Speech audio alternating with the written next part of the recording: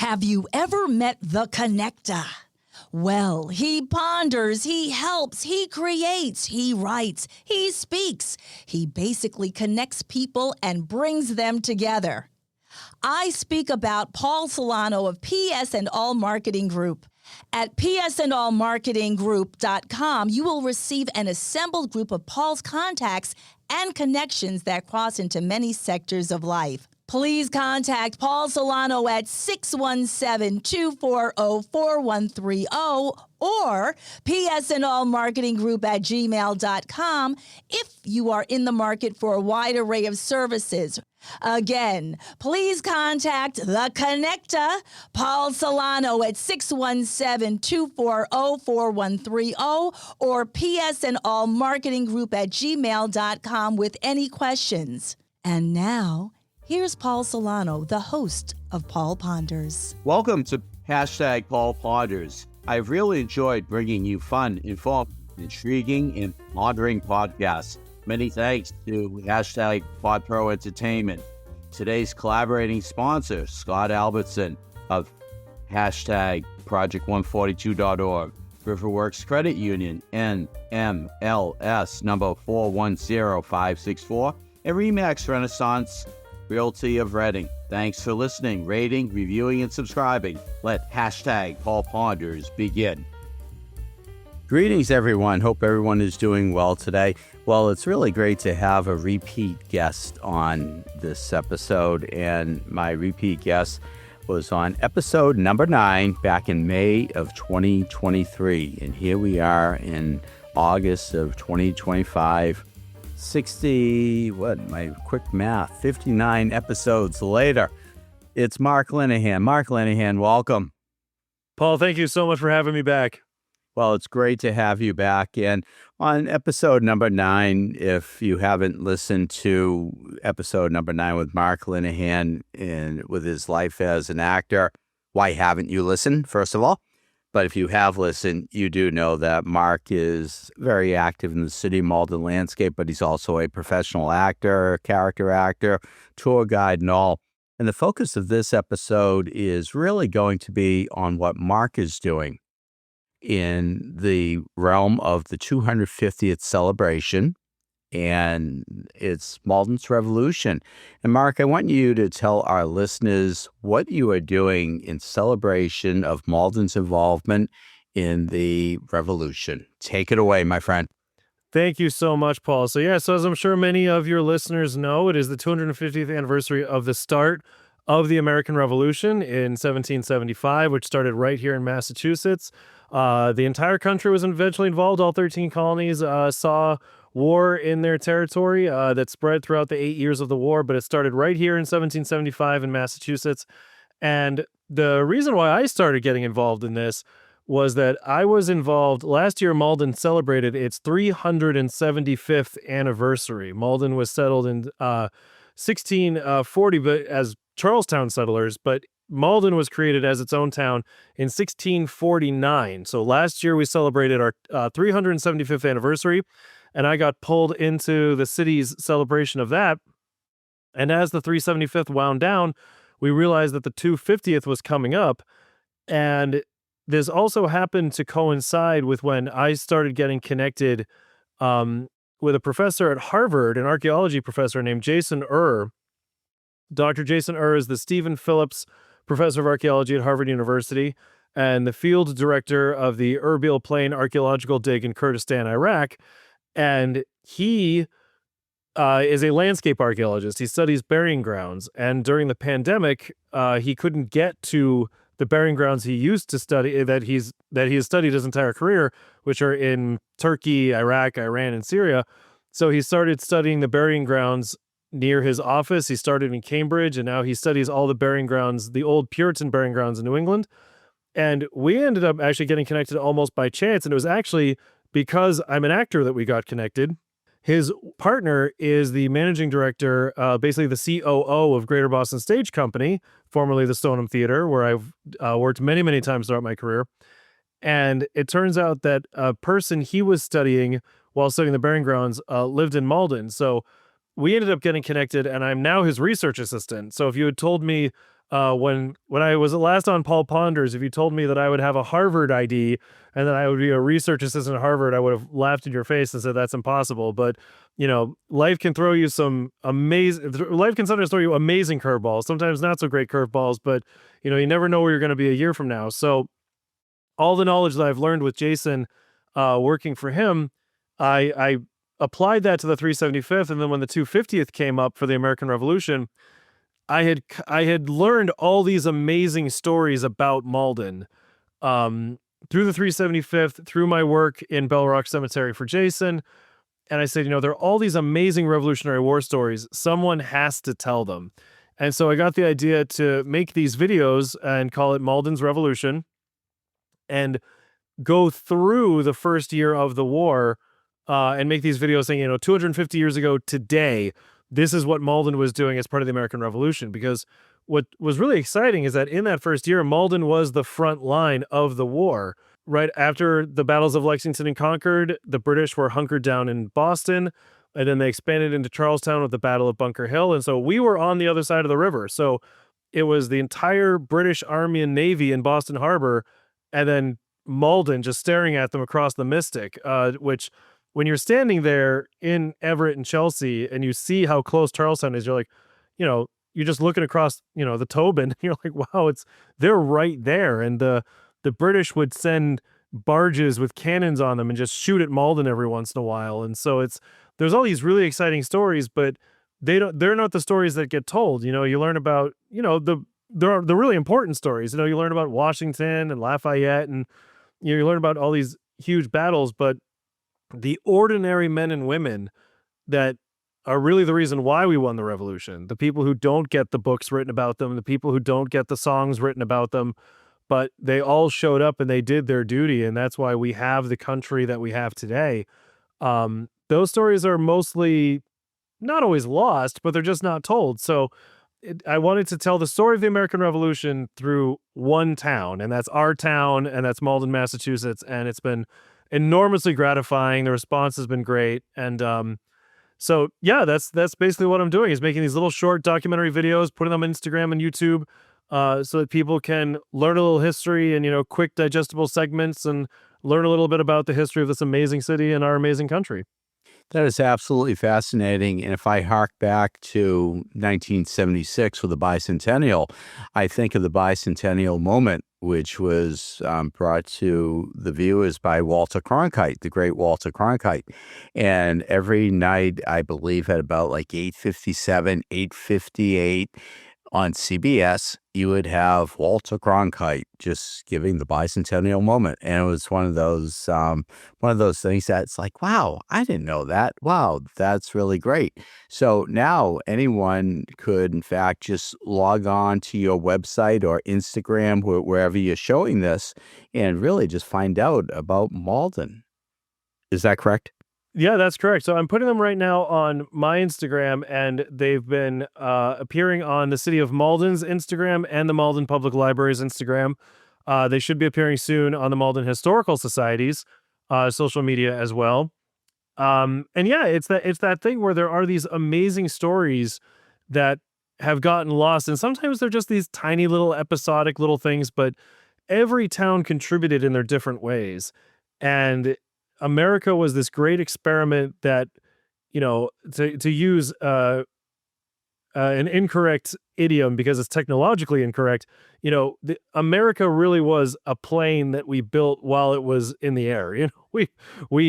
The chaos and the debate and everyone participating in it had their own ideas what America would be, and the debates and the participation and so many stories have been lost, but the few stories that we have, I think, really deserve to be told about how the revolution really wasn't just won by 56 men who signed the Declaration of Independence, or, it wasn't just a few men in Philadelphia. It wasn't a few generals who won the war. It was all these very ordinary men and women who showed up at very specific times and collaborated and argued and debated. And 8 years is a long time to be fighting a war. And also just tracing how it was specific to Malden, where these Malden soldiers went, where they served, there's just so many amazing stories, and I feel like local history in particular is often lost. Even in the way that local politics is often kind of ignored because people want to have national debates, national conversations, which are important. I'm not bemoaning that, but you know, the history of our nation is the history of all of our towns and all of our cities. And there's so much rich history right here in Malden. There's so much to be proud of. There's also so much history that we need to face as well and grapple with about, you know, who was able to participate in our past history. Because it's also some of what I'm doing with Malden's Revolution. It's not just the 250th anniversary of the American Revolution. It's also the 350th anniversary of King Philip's War, which was, in terms of per capita losses, the bloodiest war in American history. It only lasted 1 year. It only lasted 1 year in southern New England, in Massachusetts and Rhode Island. But so before we were American, before we were British, and we were all English, this brutal war against the indigenous peoples, about various indigenous peoples in this area, and a lot of Malden people, a lot of people in Bell Rock Cemetery participated in that war too. And so it's not just celebratory; it's all the history, it's all of our stories that allow us to live a richer present the more that we know about our past. That is absolutely fascinating. So, how many do you do this every day, or do you like maybe do 3, 4 days recording like in one session, one day? How does that work? Well, so it really is it's a labor of love. It's just me. So the episodes that need to be created, I have to create them and also do the research myself on them. So at first I thought the filming part would be tough, but it's really the research and the writing that takes up so much of my time. So my vision for it, I have a spreadsheet of all the episodes I want to do, but I also have to do, I have other responsibilities too, which, those pesky kids that get in the way. So right now, what I've been focusing on for the past couple months is 250 years ago today. So those videos I always release on Instagram on the day, so that when you watch it, if you watch it on May 2nd, it's like 250 years ago today on May 2nd, 1775. What was Malden doing? I'm also doing Patriot profiles because we sent a lot of people to war during the Revolution. I think there's a possibility that many names are repeated because of misspellings and things like that. But according to state records, there are about approximately 200 soldiers credited to Malden throughout the American Revolution, which is enormously high when you think that there were only 1,000 people living in Malden at the time. So, many of them, it was just, they just did 3 days service, or some of them only did 1 day credited service. So doing that research and trying to create the narrative, and then I have to go out and film it myself and then edit it myself and release it myself. So there are always more videos that I wish I could be doing, but the one I'm working on right now is I'm editing an episode I filmed with a historian from Reading who did a lot of research on a Reading man who was involved in the Midnight Ride of Paul Revere. And for 250 years, we never knew who warned Malden. So as Paul Revere went through and did his famous Midnight Ride, there were writers sent in other directions. And every historian who has written about the Midnight Ride of Paul Revere has said, oh yeah, some guy went to Malden and Chelsea and maybe even Lynn, but we don't know who it is. And they were always perfectly happy saying they didn't know who it was.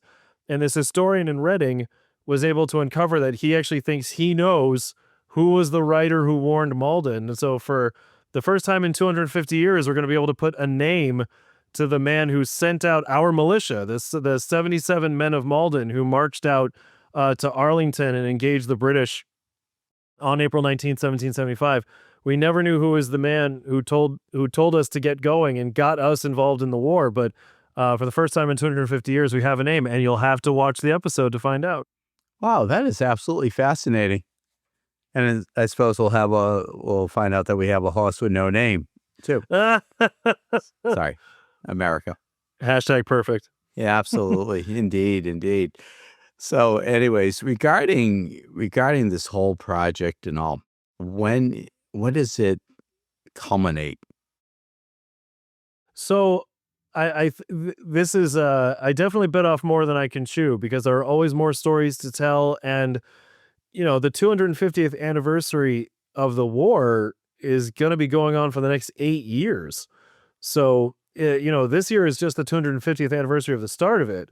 But there were soldiers of Malden involved in the entire war. And some of our most famous exploits for some of our Maldonians happened in 76, 77, 78. So just in my preliminary research, one thing I found interesting was that a lot of Malden men who fought in the army in the first couple years, when the war moved on, after the siege of Boston was lifted on Evacuation Day, March 17, 1776, which of course Bostonians love to celebrate for a different reason, but when the war moved on from New England and went into Pennsylvania and New Jersey and New York and moved on, some Malden men signed on with the Continental Army and they fought in those battles as well. But a lot of Malden men decided to go to sea. And a lot of them started serving in privateers and on ships, and many of them served together.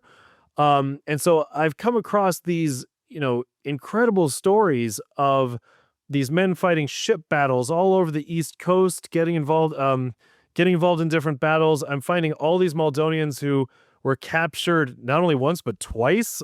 Multiple Maldonians were prisoners of war twice and would escape, go back to war, and then get captured again. And some real heroes that have been forgotten. One of my next Patriot profile I'm going to do is for an Everett man who was born in Charlestown. He was actually born in the part of Charlestown that today is Somerville. And he had a farm in Malden that he lived in most of his life. And he was a sea captain. And when his name was Daniel Waters. And when the war broke out, we wanted him to be in charge of the artillery. So he was not our militia captain. He was not in charge of our militia, but the provincial Congress, our colonial government, what we would now call the state government, but this was like the rebel government of Massachusetts. Malden was on the front lines and was so important that they moved cannon from Newburyport down to Malden. So they said, we don't even need this cannon on the coast. We need it in Malden. And after the Battle of Bunker Hill, Daniel Waters was put in command of the artillery. But then they decided we really need him at sea. And he served on ships throughout the entire war. He was captured twice. At one point, he fought a battle against 2 British warships that were the same size as his. And John Adams wrote to a French politician that this was the most important action of the war at this time. So he was like Malden's John Paul Jones, but we all learn about John Paul Jones. We just don't learn about Daniel Waters. But what I found really interesting about him was that when I was trying to do some research on this man named Daniel Waters and his bravery and his heroism throughout the American Revolution, the first thing that actually popped up was that there was a ship named after him in World War I. And it was able to do a couple trips across the Atlantic before the war ended because our involvement in World War I was so short.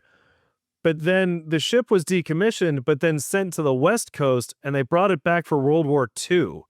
And so the USS Daniel Waters first was in San Diego and was part of I'm going to get the name of it wrong, but it was the Navy's underwater sound school. So if you were a sonar operator, the USS Daniel Waters was one of the ships that you trained on.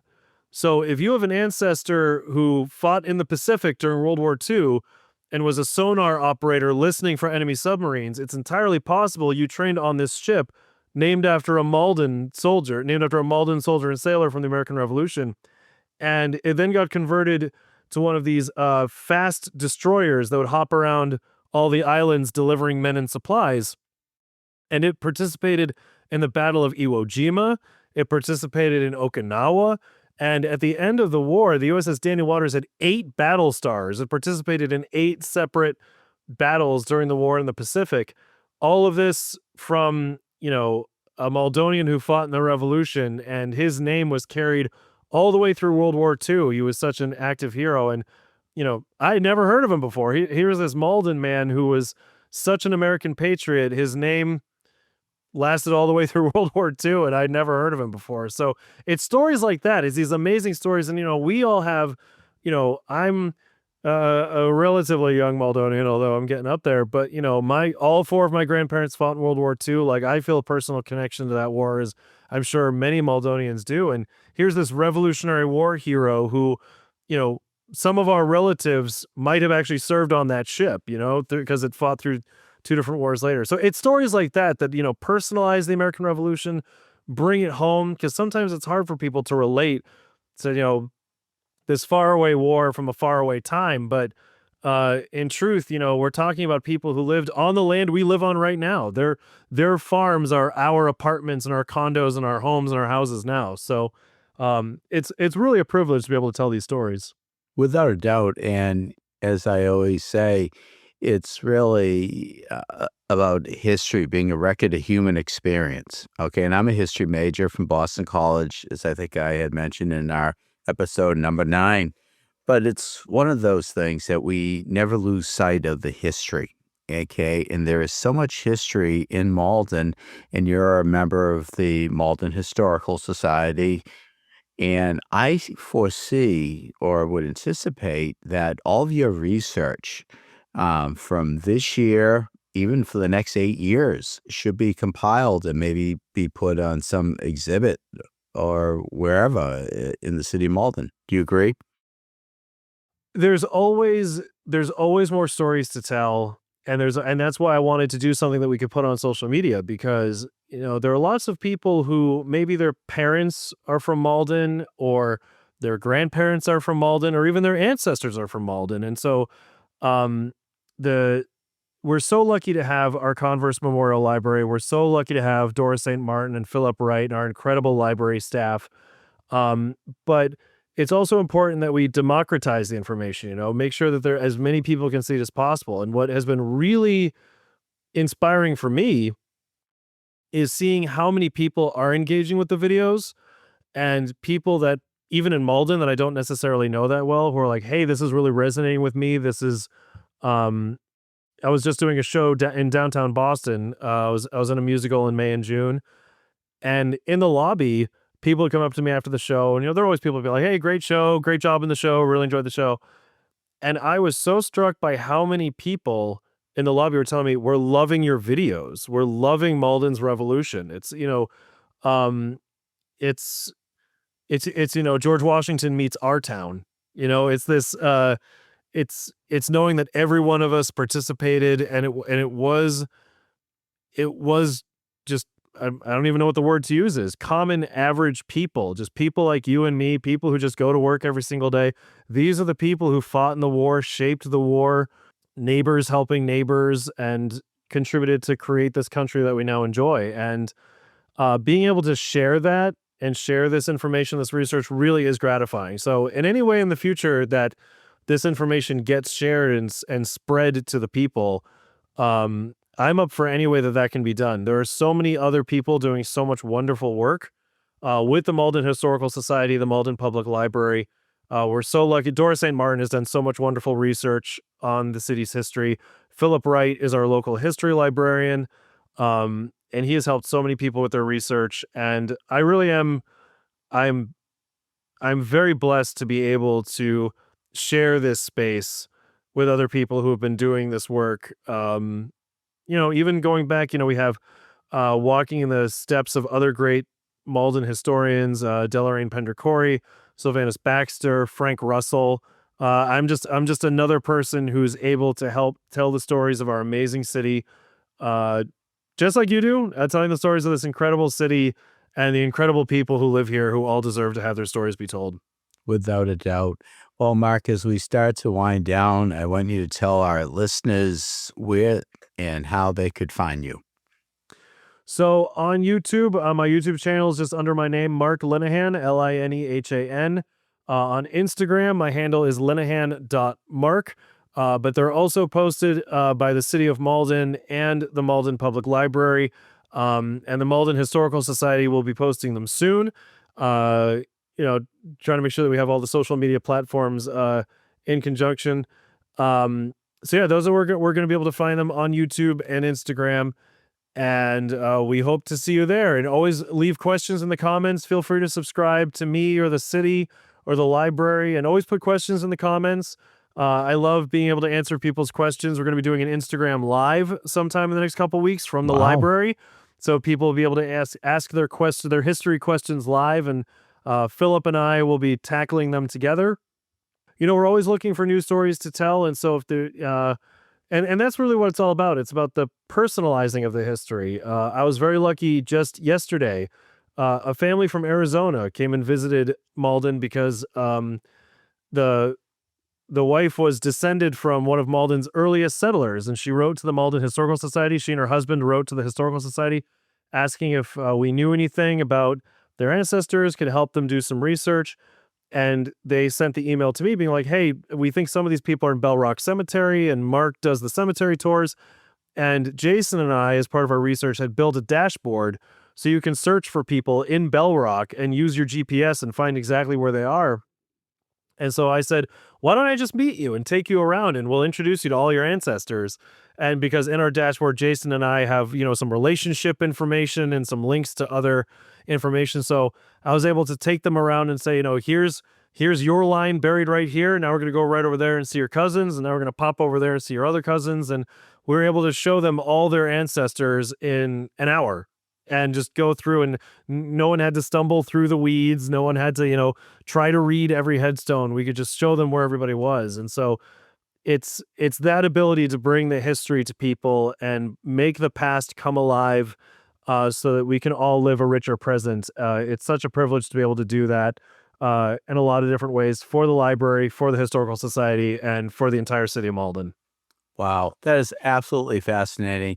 Now, I know, Mark, we could probably go on for another hour or two, but I would love to have you back during the course of the next year and just find out where you're at. And we'll keep the lines of communication open, but please know that you have Paul Ponders as a resource to, in fact, spread the word and to assist you in this project.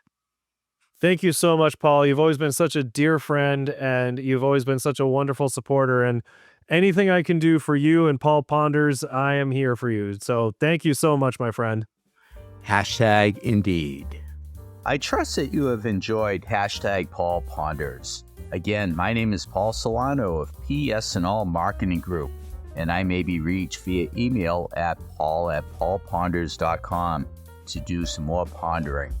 Many thanks to my longtime collaborative friend and associate, Chalonzo Amos of PodPro Entertainment, in bringing you our fun, exciting, informative podcasts. You rock, Techie Chalonzo. With PS&All Marketing Group, I created a side gig to connect you and get things done. Please do not hesitate to reach out to me at paul@paulponders.com with any questions. Subscribe to our YouTube channel at Paul Ponders. Follow us on Twitter at Paul Ponders Pod. Follow us on Instagram at Paul Ponders Podcast. Thank you again for listening to Paul Ponders, available on Apple Podcasts, Spotify, our website paulponders.com, or wherever you stream your podcasts. Subscribe, stream, rate, and review our shows. Your ratings and reviews help our show reach new audiences. Produced by PodPro Entertainment, Paul Ponders lives within a network of podcasts located at podproentertainment.com. #the new radio. Until we meet again, my friend, stay well. #Indeed.